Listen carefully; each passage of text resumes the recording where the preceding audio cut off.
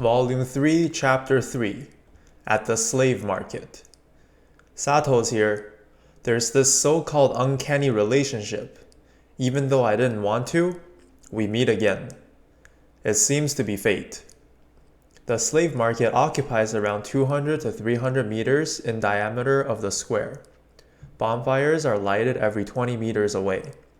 Just like in a festival, several slender pillars of wood stood. They're connected with string tied with innumerable thin metal plates which glitter from the reflection of the lights from magic. If this wasn't a slave market, this fantastical feeling would have been perfect for dates. A rope is stretched in the place that looks to be the center of the auction. The slaves' auction hasn't started yet, but several musicians on the stage are playing a tune that feels obscene. We don't enter the square, and just walk along the square street while sightseeing it. Sato dono? Dono? I don't know anyone who calls me. It was a slave trader whom we saved from the spider on the labyrinth, Nidoranshi, coming out from a small tent across the slave's carriage. He's coming here. Girls who are chained together are lined up on top of the carriage.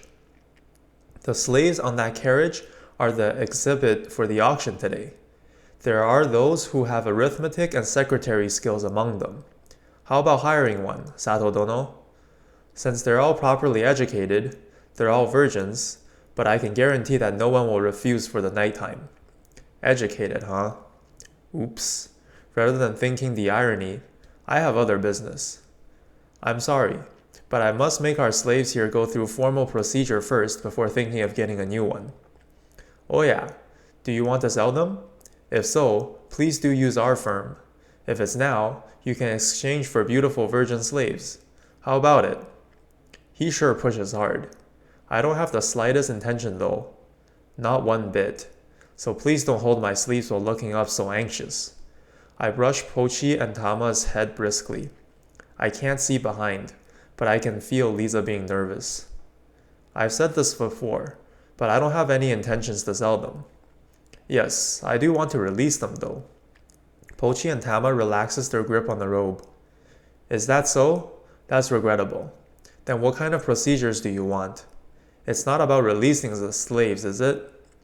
Since we're still on temporary contract, I thought of doing the official one.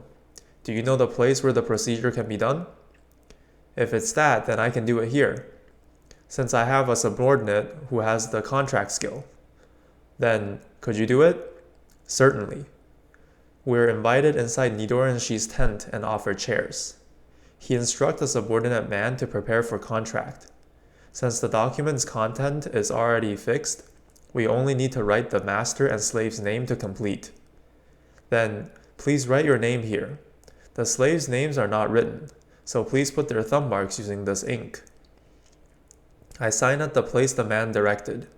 The fixed text lines are, to whom the slaves belong, slaves can't injure their master, slaves follow their master's order, slaves are to maintain their own body, just 4 of those. It's like the 3 principles of robot, although the last 2 orders are reversed. When we finish writing the written contract, the ritual begins. Contract! What the heat? Is this magic? After the last command words is uttered, the document burnt, and from the ashes a blue light wraps me and Lisa in a halo, then twinkles for 2 to 3 times and disappears. When I look at the man's stats, he certainly has contract on his skill column. Maybe it's a skill that only has 1 magic? Contract skill, acquired. Alright, let's try if this skill is usable later. With this, the slave contract is complete. If you wish, you can confirm the contract on the simplified Yamato stone on the auction center. After the contract for the 3 is complete, I wanted to pay the fee, but it seemed that it's Nidorenshi's authority, so he asked me to wait. Come to think of it, he came out when the first ritual begun. He seems to be back immediately. He sure is busy. Thank you. Could I ask something for a bit? Yes, what would that be? Is it rare for a person to release slaves? Right. Putting aside the general slaves who have their sentence time decided, I have never seen people who release lower slaves. I've heard stories of people releasing slaves who have worked for years, but I have never seen it in person. Is it that rare? Is it possible to release them then? Yes, it's possible. Except for criminals or war criminal slaves, for those kinds, only state official or senior nobles who are allowed to.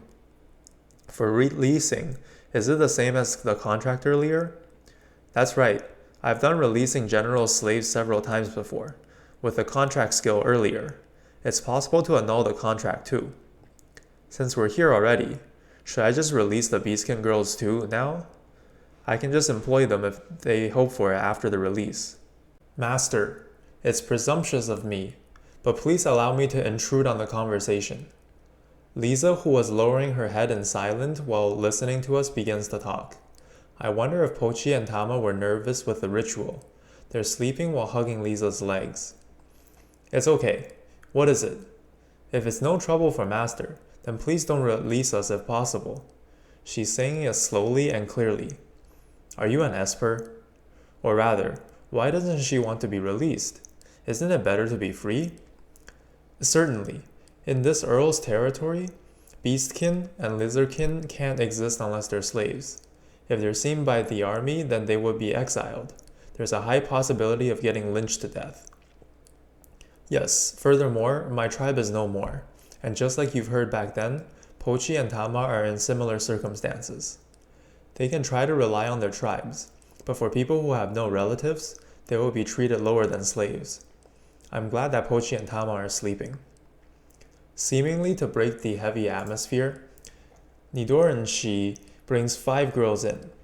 The 5 of them are quite the foreign beauty. They're all wearing thin clothes stopping at the knee. Since it's quite thin, the breast area is transparent. Have you finished your contract? Please take a look at them for now. Before that, I'd like to pay the fee for the contracts if possible. Let's just pay quickly the fee and go home. No, since I was kindly rescued from the labyrinth by you, there is no such thing as a service fee. Of course, since that wouldn't be enough, I'll give you a 30% discount for the slaves. Kuh, he made the first move, giving small benefits first to make you easier to talk into next time. It's the same solicitation technique from the shady new religion. Since it was impossible to refuse, it has been decided for Nidoran Shi to introduce slaves in rotation. Since I doze off if I'm just listening to him, I decided to practice appraisal skill on this occasion. Appraisal is always active skill, but I need to think, I want to know, or I want to appraise while looking at an object. Then the result of appraisal will come into my mind. Since the details will be displayed on the AR no matter what I do, I turn off the other indicators besides radar. During the rotation of 2 sets of 10 people, I was just half-heartedly replying to give proper responses. Still, their appeal points were nothing but virgins or their skills. Why is that? Do the people of this country love virgins that much? Are you tired? Please bear with it for a little more. The next one is the last. So he says while bringing in the next set. A black-haired oriental-looking beautiful girl from several days before is mixed among the 6 girls. I see. So he brings the best for last. Truly a skilled merchant. The others are there. The violet-haired little girl with dangerous-sounding titles is there too. Furthermore, she looks here. She's really giving a hard look here. Not matching her gaze, I look at the other girls. A blonde, freckled 15-year-old girl with a disgruntled look. A tall, dark brown-haired woman who looks to be in her 20s with an oval-shaped face.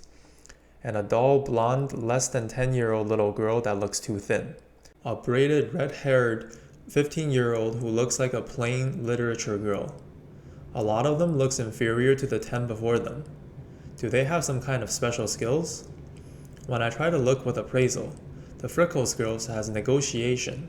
The oval-faced woman has sex technique. The thin little girl has no skills, and the braid girl has collecting. While I'm at it, the violet-haired girl has no skills, and the black-haired girl has etiquette. What kind of lineup is this? They all may have inferior looks, but they will work hard for their master. While saying that, Nidoran Shi explains about them one by one. Subjectively, Does he think the black-haired son to be plain too? How about it? I could give you 6 set for the price of 3 gold coins if it's now. Nidoranshi is hard at work promoting them. No matter how you look at it, that's too cheap. That means each is worth 2.5 silver coins. It's been decided that those who doesn't sell well for today and tomorrow will be brought to the caravan heading to the mining city. Hearing the words of Nidoranshi, the unmotivated slave girls rustle behind me. The panic began when I looked behind, shifting the clothes on their shoulder to expose the breast, rolling the skirt, taking strange poses. Everyone tries to appeal with various methods. The only 2 girls who didn't change are the violet-haired and the black-haired girls. The violet-haired little girl is staring intently like always, while the black-haired girl is downcast. When the slave girls understand that their appeal isn't working on me, they give up one by one. Just as Nidoranshi instructs them to withdraw, the violet-haired little girl regains herself. Master thinks that since you have those excellent demi-human slaves, you don't need any other slaves, right? That's right, I don't need other slaves. Particularly, I don't want to buy you who have such trouble-sounding titles. Absolutely not. However, those girls are demi-human. That's exactly right, but I'm not dissatisfied with that, you know. Yes, just by looking at them, I understand that they're cherished. That's why, please purchase me. I don't understand the reasoning. Demi-humans are shirked in this city.